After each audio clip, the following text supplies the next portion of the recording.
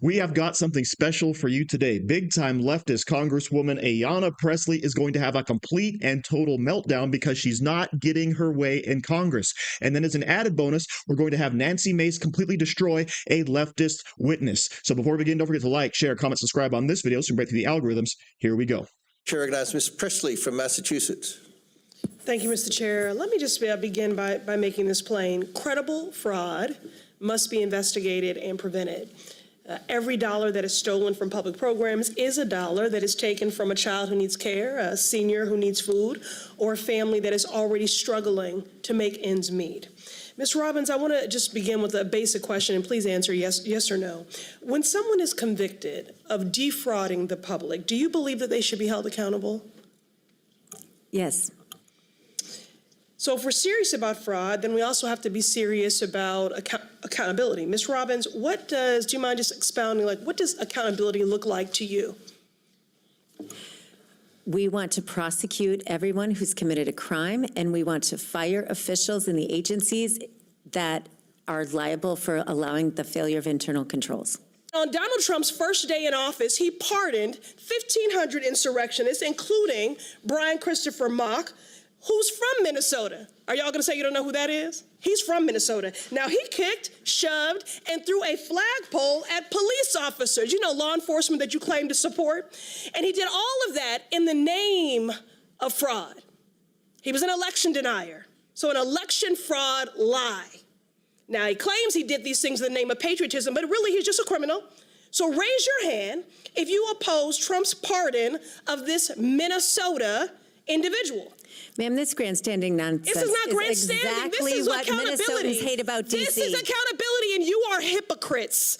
So again, I will take your refusal for demonstrating my opening Mr. Chairman, order, decorum. She's off the rails. Reclaiming my time. I'm not off the rails, please. You are Enough totally with your off the rails. Nancy, enough with your tropes. Give me my time back. Order, Mr. Chairman. If Republicans were serious about reclaiming my time, You have no time left. You're overtime. You're out of time. You're out of time. We're done here. Out of time. At least 10 Chairman, time's expired. Out of order and out of time. Ms. Pressley, you've already secured your MSNBC spot tonight. Your time's required. Chair recognizes Ms. Mace from South Carolina. Chair recognizes Ms. Mace. And this administration. Thank you, Mr. Chair Chairman. recognizes Ms. And Mace. Mr. Chairman, I agree. She's going to be a great host on MSNBC. This is my time. I wouldn't want to jump in front of Ms. Mace if I were you, Ms. Pressley. I reclaim my time. This is my time. I wouldn't want to interrupt Ms. Mace. It's her time. Chair recognizes Ms. Mr. Chair, she did not get all of her time. Mr. Chairman, She wants to insult us for 10 more seconds. What do we have to do to get this woman in order? Her time is expired. Chair recognizes Ms. Mace. You're going to be great on TV. You're really good. No, baby, you're not. No, baby, you're not. You are not in order. You're out of order. Goodbye. You're done. Mr. Chairman, it's my 5 minutes. Ms. Mace. Are we good here? Mr. Chairman, thank you. As I listen to the witnesses answer questions today, I'm struck by the truly breathtaking amount of fraud, the scope and scale perpetrated against the American people by Somalians in Minnesota, screeching Democrats, like you just heard, at our witnesses. Democrats on this committee don't want to talk about Minnesota fraud because Minnesota fraud is Democrat fraud. You're going to make a great host on MSNBC. You're going to be great. And this is a cover-up. I mean, the very definition of cover-up. And so while we're still trying to understand the scale of the fraud, it appears that the amount of fraud we are talking about could exceed the size of GDP in Somalia, the size of its economy is what we're talking about. So let that sink in, the amount of fraud we're talking about. My first question is this, Mr. Balyu, this afternoon. Should Somalians in Minnesota be required to speak English, their citizens? Yes or no? Should they be required to speak English if they're American citizens? I think that question is really inappropriate. Should they? It's not inappropriate. This is the United States of America. Do you speak English? Should Americans speak English? Citizens speak English? Yes or no? Point of inquiry, is English the official language of the United States? It's a question I don't know. Mr. Chairman, I'm being interrupted again by another. Parliamentary inquiry. I would like to reclaim my time, Mr. Chairman. Mr. Chairman, I'd like to reclaim my so time. she's that asking seems the to be witness. a popular She's asking- theme today. That's not a valid inquiry. It's a Stop point of the inquiry. clock. Women That's have not a right to valid speak inquiry. in this Finish my committee. point. Conservative She's women have the right to asking- speak she's here asking and the not be witness- interrupted by my male colleagues. Presley's already got Mr. that Chairman, MSNBC slot. I would Chair like to recognizes reclaim Ms. my Mace. time. I lost like 10 seconds there. Okay, we'll give you 10 seconds. Okay, my next question is, should Somalians who committed fraud be denaturalized and deported, Mr. Bayou? Again, Yes I'm not or sure no? that's an appropriate question because the majority of Somali So if you Minnesotans commit are fraud in citizens. this country and you are here from Somalia, you don't believe they should be denaturalized and deported? How Again, much most- fraud would it take for you to want to denaturalize and deport someone who committed fraud in this country? How much? Again, A billion? Mace, 9 billion? 19 billion? What would it take for you? most Somali Minnesotans are citizens.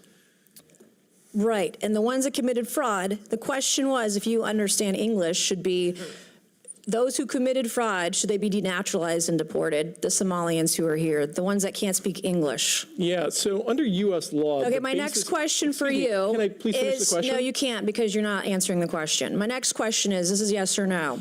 If you marry your brother and you commit immigration fraud, should you be denaturalized and deported? If you Again, commit immigration fraud, yes or no? Again, that question seems really inappropriate, and if I can get Well, you back to your can't answer question. my question, so that's probably more inappropriate. Can you name one significant contribution to Minnesota from a Somali immigrant who can't speak English?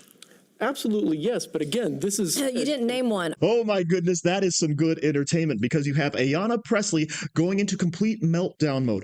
She starts off very reasonable, right? Asking the witnesses, what should happen to people who commit fraud? What should happen to people who break the law? And then, of course, she gets into the whataboutism. So instead of focusing on the actual fraud that's taking place in Minnesota and saying, you know what, we should investigate this, we should stop this, but instead she's going to focus on January 6th. And by the way, nobody cares about January 6th except for the far leftists. Everyone else in the country is like, looks like it got a little bit out of hand. But Donald Trump, of course, has pardoned many people because he himself was the victim of persecution by the Biden administration for January 6th. So guess what? He sees a whole bunch of other people who were being railroaded simply for walking into the Capitol, and many who didn't even go in. They stayed out on the front steps. So yeah, he's going to go ahead and give a blanket pardon to everyone because the whole thing was tainted. But because the witnesses were not behaving the way Ayanna Pressley wanted them to, she goes into complete screeching meltdown.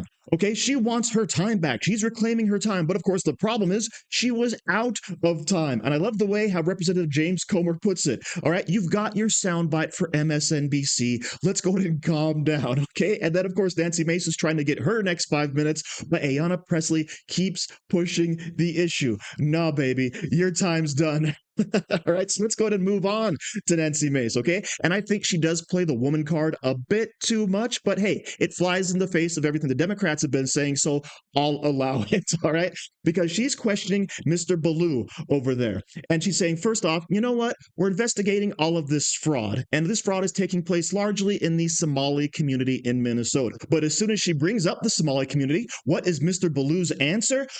This whole line of questioning is highly inappropriate, right? It's inappropriate for immigrants to learn how to speak English. And by the way, of course, Donald Trump has now designated English as the national language of America, which honestly it should be because guess what? We've been speaking here ever since the founding, okay? So yeah, it's inappropriate to answer that question.